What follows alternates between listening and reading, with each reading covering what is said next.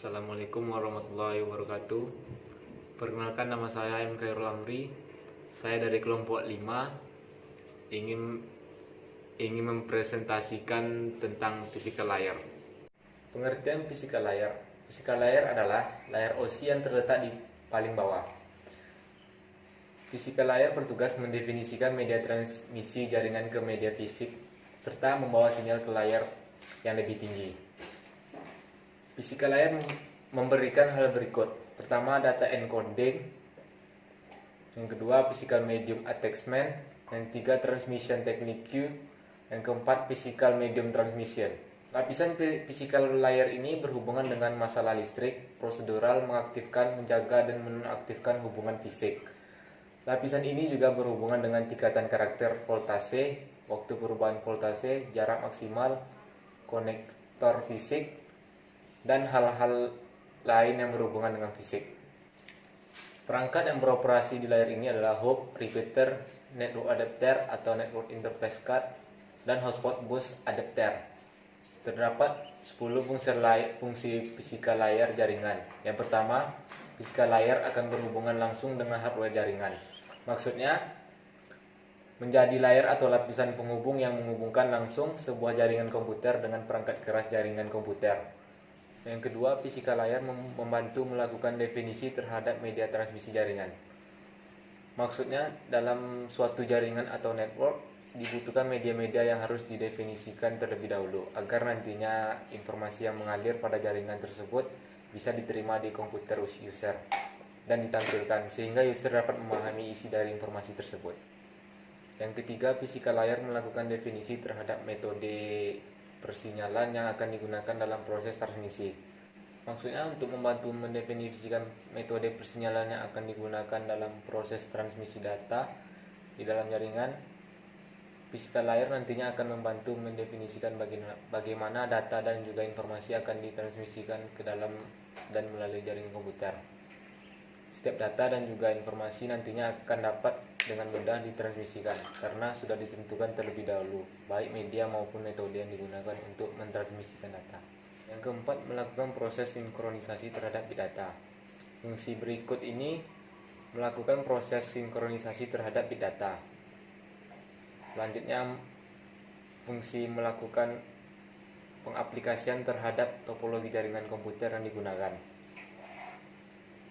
Pada fungsi ini mengaplikasikan penggunaan topologi jaringan komputer yang digunakan pada jaringan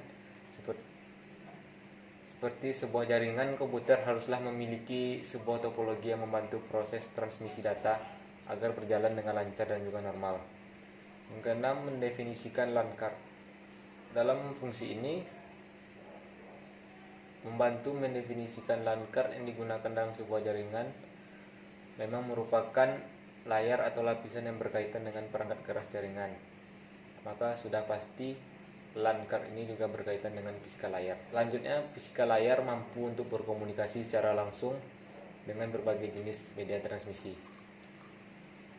Selanjutnya, fisika layar menentukan kebutuhan listrik, prosedural dan fungsional dari jaringan komputer.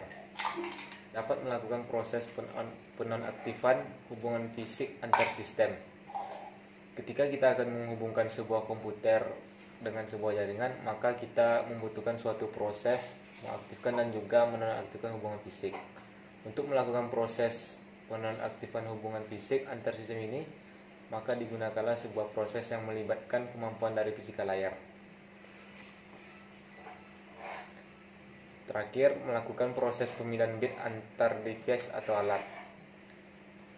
Fisika layar ini berfungsi untuk melakukan proses pemilihan bit yang berada atau ditransmisikan melalui jaringan antar device atau antar alat yang ada. Jadi setiap perpindahan bit di dalam suatu jaringan semuanya melewati lapisan yang dikenal dengan nama fisika layar ini. Terdapat 4 bagian-bagian fisika layar. Yang pertama, ADSL atau Asymmetric Digital Subscribe Lines, merupakan perkembangan selanjutnya dari HDSL. Seperti namanya, ADSL mentransmisikan data secara asimetrik, yaitu kapasitas transmisinya berbeda antara saat downstream dan saat upstream. Yang kedua, SDSL akan banyak dibutuhkan pada aplikasi yang memerlukan akses simetris, dan karena itu dapat dikatakan bahwa layanan SDSL adalah komplementari dari aplikasi ADSL. Yang ketiga, hotspot. Hotspot adalah lokasi di mana user dapat mengakses melalui mobile komputer tanpa menggunakan koneksi kabel dengan tujuan suatu jaringan seperti internet. Yang terakhir, Wi-Fi merupakan sebuah media penghantar komunikasi data tanpa kabel yang bisa digunakan untuk komunikasi atau mentransfer program dan data dengan kemampuan yang sangat cepat. Media dalam menyusun sebuah jaringan diperlukan media-media dalam menunjang prosesnya.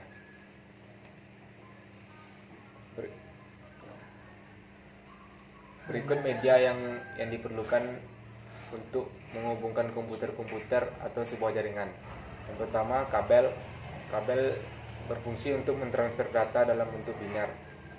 Yang kedua, STP. STP hampir sama dengan UTP, tetapi dia memiliki harga yang lebih mahal dibanding UTP, sebab terdapat beberapa komponen pelindung yang tidak dimiliki oleh UTP. Yang ketiga, kabel koaksial. Lebih unggul dari dua kabel yang telah disebutkan tadi. Jarak yang dapat ditempuh 500 meter, tetapi memiliki harga yang lebih mahal lagi. Untuk kecepatan transmisi, kabel koaksial memiliki kecepatan transmisi yang sama dengan UTP dan STP, yaitu 10-100 Mbps. Konektor yang digunakan adalah BNC. Selanjutnya, kabel fiber optik merupakan yang paling hebat dari kabel-kabel yang lain, memiliki kecepatan lebih dari 100 Mbps bahkan sampai gigabyte. Panjang maksimum bisa melebihi 3 km. Satu-satunya kelemahan adalah harga yang sangat mahal. Sekian presentasi dari saya. Apabila ada kesalahan mohon dimaafkan. Wabillahi taufiq wal hidayah. Wassalamualaikum warahmatullahi wabarakatuh.